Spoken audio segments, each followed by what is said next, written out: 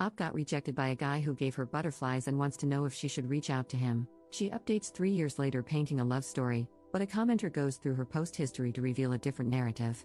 Posted by u/chroma_sparkles. So, I, 31F, was seeing a guy, 38M, for about a month.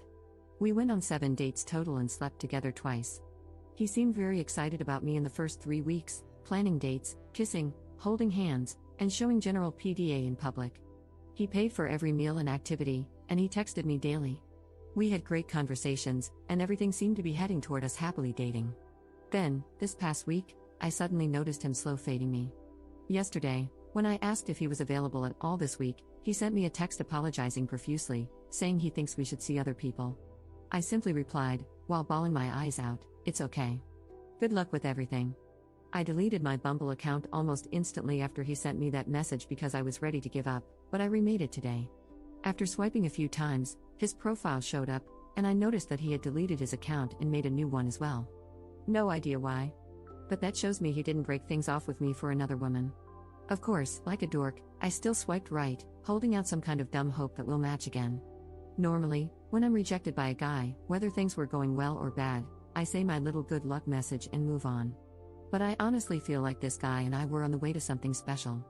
I know nothing I say will necessarily change his mind, but for some reason, I really want to send him a message, maybe in a week or two, after some time has passed.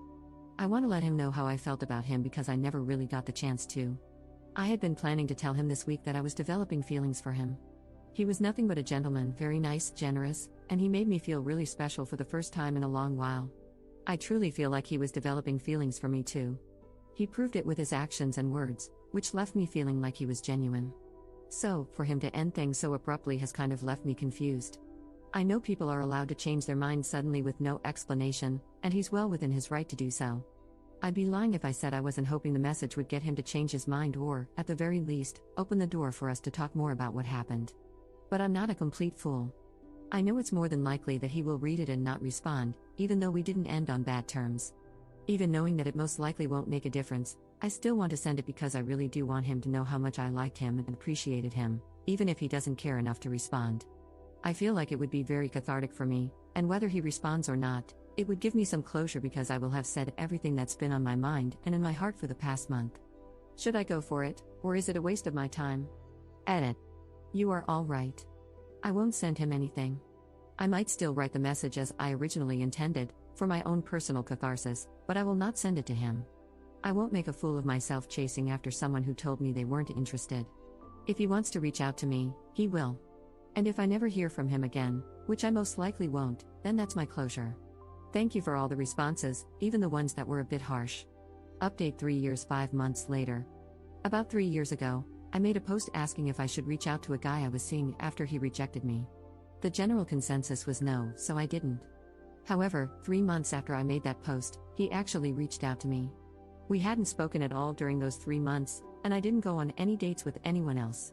When I saw his text, my heart dropped, but I remained skeptical.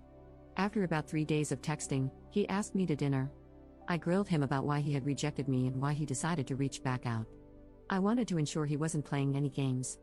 If I had sensed even a hint of that, I would have cut him off immediately. To keep things vague for privacy, the reason he gave for rejecting me was that he thought there was an incompatibility between us. Even though he really liked me, he didn't want to drag things out and then break it off later after one or both of us had developed deeper feelings. I asked why he decided to come back, and he explained that he realized we had something really good. He said he really liked me and was willing to overlook the incompatibility because, after thinking it through, he concluded it wasn't a big deal in the long term. For context, it wasn't anything major like kids, marriage, etc. He admitted he had made an assumption and ended things too early when he probably should have waited and talked it out with me. He acknowledged his mistake and apologized multiple times.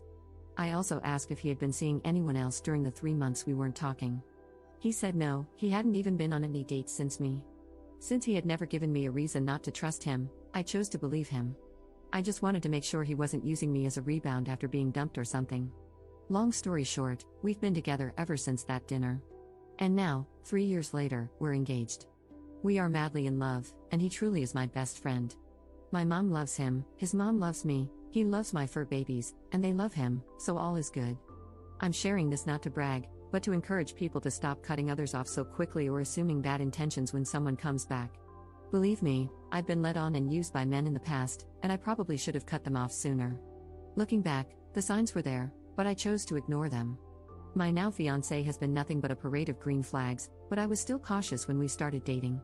As much as I liked him, I would have walked away if I had seen any red flags. He came to me correctly and didn't play games. He asked me to be his girlfriend without me having to push for it, and he literally told me, "I didn't reach out with any intention other than asking you to be my girlfriend." Don't be afraid of being someone's second choice because, in a way, we're all someone's second choice. If someone comes back, don't assume they have bad intentions, unless they treated you poorly to begin with. But if someone was kind, caring, and generous, and things didn't work out the first time for some reason, it doesn't hurt to give it another try. Just make sure they're not playing games, and if they are, leave. Okay, this is really rambly, sorry. Thanks for reading. Edit. I'm still not going to reveal the actual reason. But, like I said, it turns out it actually wasn't a major incompatibility, just a bad assumption on his part. If we had truly been incompatible in some way, we definitely still wouldn't be together. Compatibility in a relationship is different for everyone, so what works for some people may not work for others. Commenter. Listen, I'm not trying to be messy or rude about Op, but there's a lot of context about her romantic life left out from her posts, both before and after this instance. TLDR, the impression I get is that she's afraid of being alone, especially because she's over 30, and the man will settle for having her around but isn't enthusiastic about having her in his life. Outside of her talking about her dogs and weight loss, all of her posts are about her love life. 6 years ago, in our /dating over 30, she complains about being ghosted by 3 potential romantic partners in 2 days. She estimates she's matched with 200 profiles in the past week on 2 platforms without any results. 5 years ago, in our /dating over 30, she's talking to 2 guys from online dating platforms. The 2 conversations always turn to cuddling, even when she steers away from that topic. She expresses confusion and seeks confirmation that the guys are trying to get sexual. 5 years ago, in our /divorce, she posts a rant about how she shouldn't be back in the market and deserves her version of domestic bliss. She says she's constantly getting rejected but also states that everyone she speaks with is boring. She mentions that when she was married, she constantly celebrated that she wasn't dating anymore. She closes out by stating she'd never get back with her ex but misses being happy in a marriage. 4 years ago, she wrote the original post about reaching out to the guy who rejected her. 2 years ago, she posts in our /Black Ladies and our /Relationships over 35 about the same topic. She states she's been dating her boyfriend for 14 months and started a conversation about marriage. She's surprised that he's hesitant about marrying her. He says he's not against marriage but is more scared of the possibility of divorce, attributing this fear to watching his parents' nasty divorce. She's shocked because she assumed he wanted marriage, given that his friends and family are all married. She ends by panicking about whether he wants to marry her and wonders if she should give up the desire for a legal marriage to hold on to the relationship. Op waffles between saying she's not waiting for him and mentioning that part 2 of the conversation is coming soon. The comments are revealing. Neither of them has retirement savings. Op mentions they won't have kids but avoids addressing questions about her previous statements that she wanted children, etc. Then she makes various posts about selling an engagement ring. The first post, she's selling an engagement ring to purchase another one that fits her preferences. My opinion, he agreed to marry her and she's buying her own engagement ring. The second post, she drops the price to move the ring quicker. Based on her wording, it seems she can't afford the new engagement ring until she recoups the money from the initial one. This could indicate her financial situation and the level of investment her fiancé has in the engagement, giving him the benefit of the doubt that he's willing to contribute to the costs of the new ring. The third post, she asks for opinions on the different stones she's considering, wanting a moissanite stone as close to a diamond as possible, and posts a video of the loose stone she chose.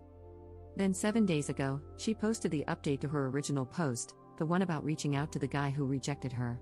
My thoughts: I don't know if Op comes from a conservative background or grew up on Disney movies /rom-coms, but she seems very male-identified and views marriage as a rite of passage into the top tier of adulthood.